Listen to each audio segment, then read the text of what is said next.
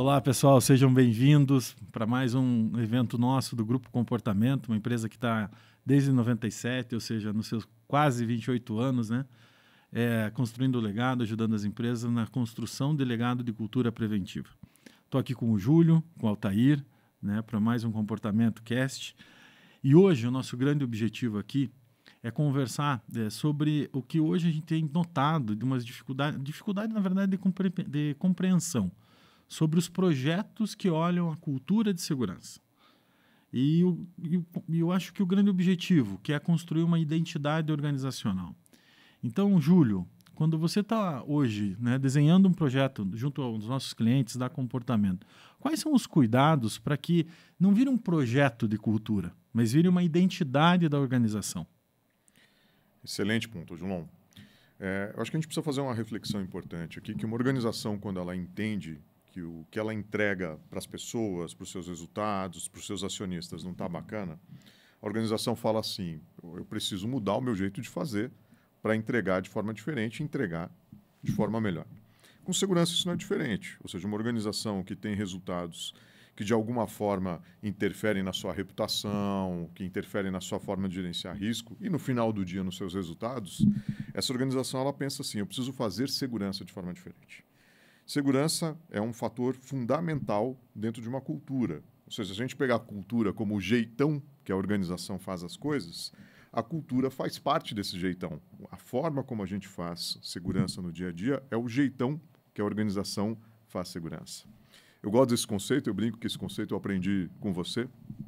E eu acho muito legal essa ideia que está por trás disso. Ou seja, primeiro, e é importante entender, e isso tem muito a ver com identidade, que não existe aquele conceito de não temos cultura. A gente costuma ouvir muito isso, né?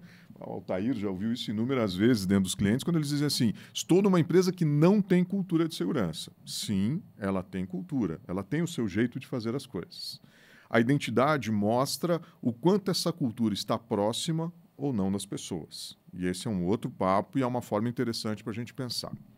Quando a gente fala num projeto, o projeto é o motor que está por trás da transformação. Ou seja, quando eu estabeleço um caminho a ser seguido pela organização para dizer assim, olha, você tem esse cenário e a partir desse cenário você tem determinadas ações, você tem que tomar determinadas atitudes, medir lá na frente essas atitudes para ver se a tua organização está conseguindo fazer diferente. É um barato. Eu tive recentemente fazendo um bate-papo com os executivos de uma empresa e eu perguntei assim, mas vocês querem transformar a cultura? Queremos. Tá? E tem alguma coisa que vocês não abrem mão? Eles falam, o nosso jeito de fazer DDS a gente não quer mudar, o nosso jeito de APR a gente não quer mudar. É mais ou menos o cara que quer fazer dieta, mas não quer parar de comer doce, não quer ir para a academia. Então, assim, lamento informar. Você tem que entender que você tem que ter novas atitudes. O projeto é algo que está por trás de uma grande transformação cultural, que a gente costuma chamar muito de plano de transformação cultural, mas ele não é a identidade final, ele é só o caminho. É como se fosse o roadmap para aquela organização seguir uma estratégia, seguir um caminho para gerar os seus resultados. A identidade ela é muito maior, porque ela vai trabalhar, sim, no propósito que a organização tem ao mudar. Então, quando a gente fala assim, nós queremos transformar, nós queremos mudar a nossa organização. Você quer mudar para quê? Você quer mudar para onde?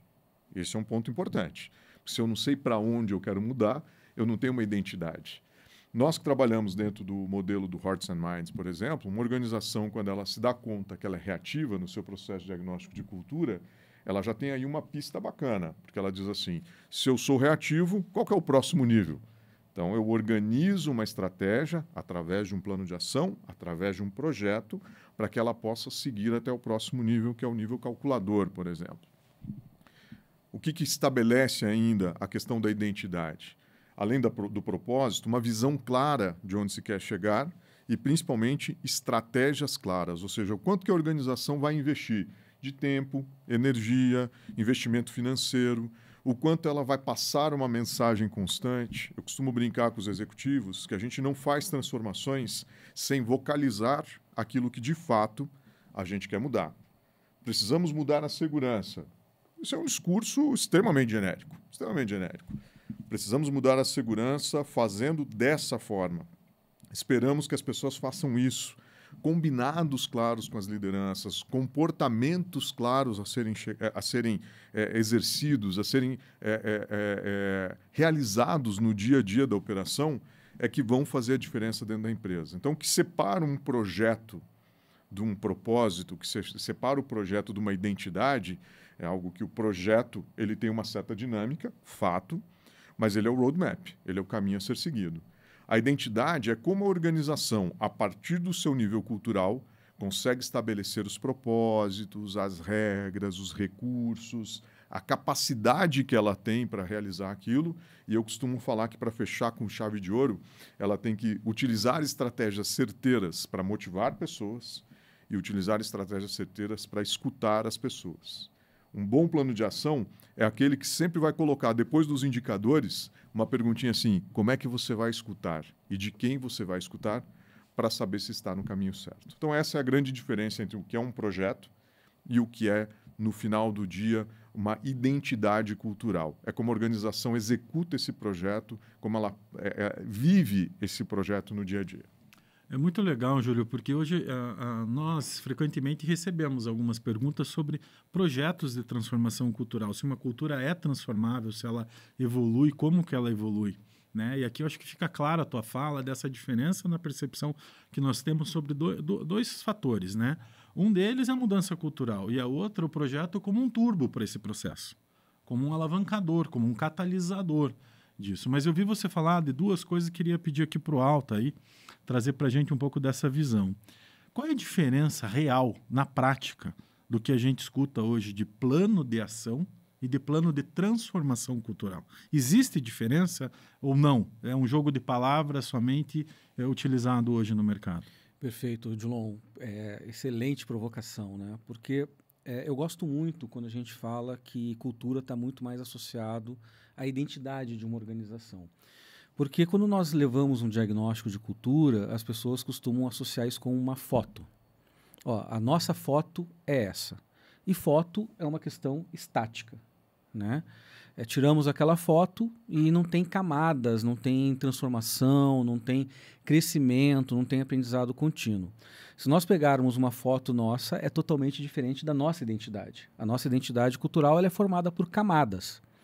Então, quando nós olhamos a camada de uma cultura organizacional, seja ela em segurança, seja ela em qualidade, seja ela em integridade, mas aqui falando de segurança, você vai ver várias camadas que constroem essa identidade. Os rituais, os símbolos, como nós atuamos dessa forma.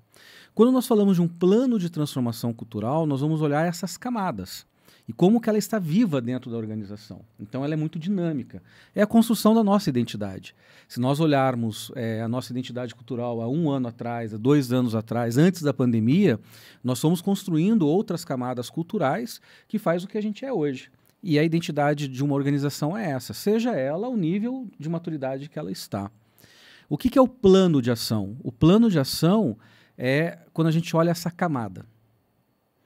Então, para eu ter um plano de transformação cultural, eu vou ter que ter ações. Então, eu não posso ter um plano de transformação cultural apenas falando, olha, eu quero sair do nível reativo, por exemplo, e indo para o nível calculador. Quando nós vamos dentro de uma organização e transformar, e trazer essa transformação cultural junto com as equipes, né? Porque não é a consultoria que traz essa transformação cultural. A consultoria ajuda a construir planos de ação com indicadores, com objetivos específicos, né? Dentro de olhar cada camada. Se a gente está falando da camada de como a comunicação ela é feita, é uma dimensão ali, a gente que traz o Hearts and Minds, uma dimensão é como que a comunicação ela traz a segurança na sua rotina.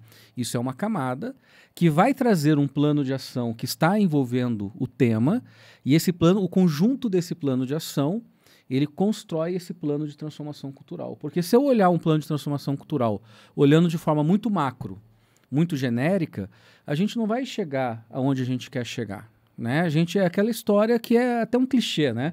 Mas é um clichê fantástico que é da Alice dos Países das Maravilhas. Se eu não sei para onde eu vou, né? Se eu olho o plano de transformação, eu estou olhando o objetivo final. Agora, eu preciso de um plano de ação. Eu preciso de um plano de ação quando a gente está falando da camada que envolve comunicação. Um plano de ação de como que a investigação e análise de ocorrência acontece. Um plano de ação de como que a gente gerencia os terceiros e consegue fazer um processo de adaptabilidade da cultura do terceiro com a nossa cultura, quando nós contratamos alguém para a nossa empresa. Então, o plano de ação, Dilon, ele é os degraus da escada, né? É quando a gente vai construindo esse plano de transformação. E ele tem que ser muito específico, ele tem que ser claro, ele tem que ser possível de tirar do papel, tem que ter seus papéis e as responsabilidades, cada plano de ação tem que ter o seu indicador e quem é responsável por isso, e uma meta, seja ela curto, médio ou longo prazo, de acordo com aquilo que a gente quer desenvolver.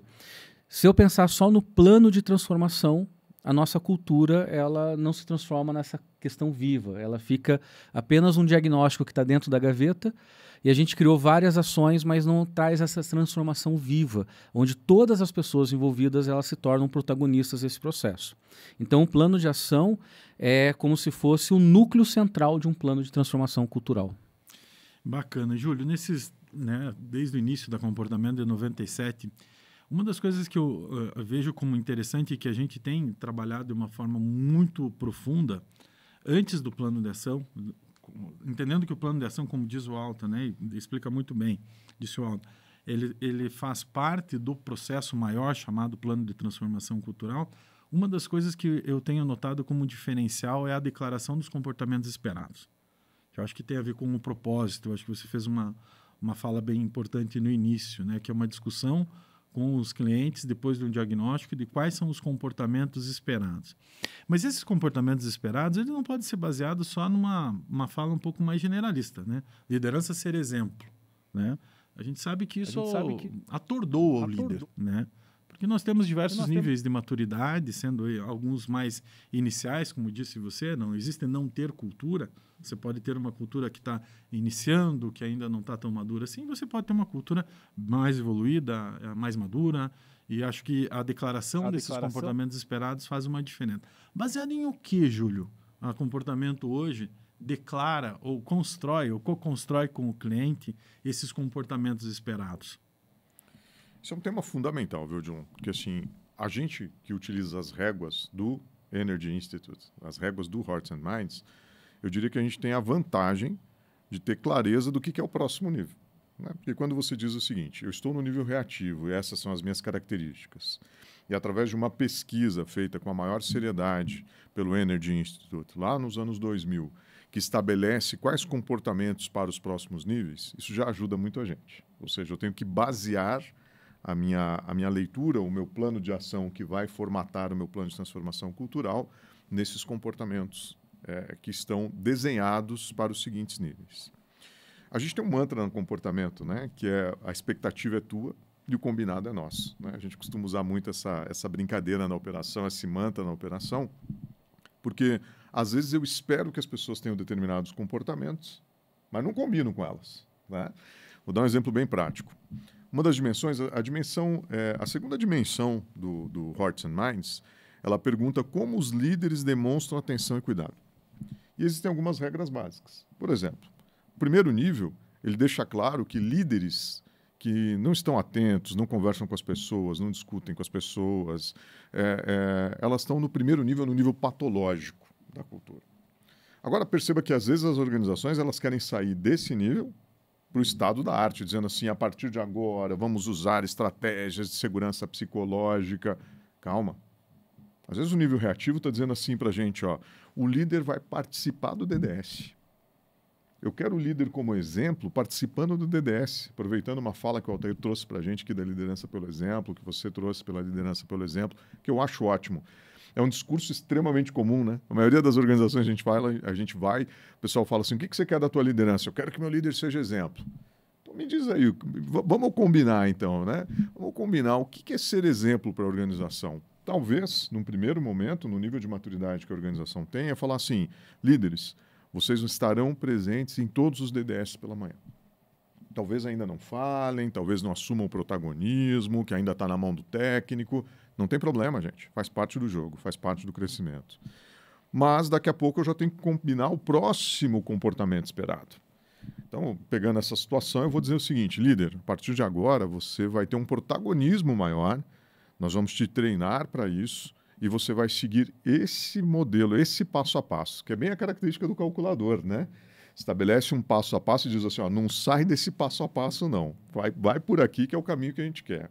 De novo, você percebe que é diferente eu falar, seja um exemplo, de eu estabelecer claramente a participação desse líder durante um diálogo de segurança, demonstrando que ele segue uma metodologia e, portanto, ele está preocupado com aquelas pessoas.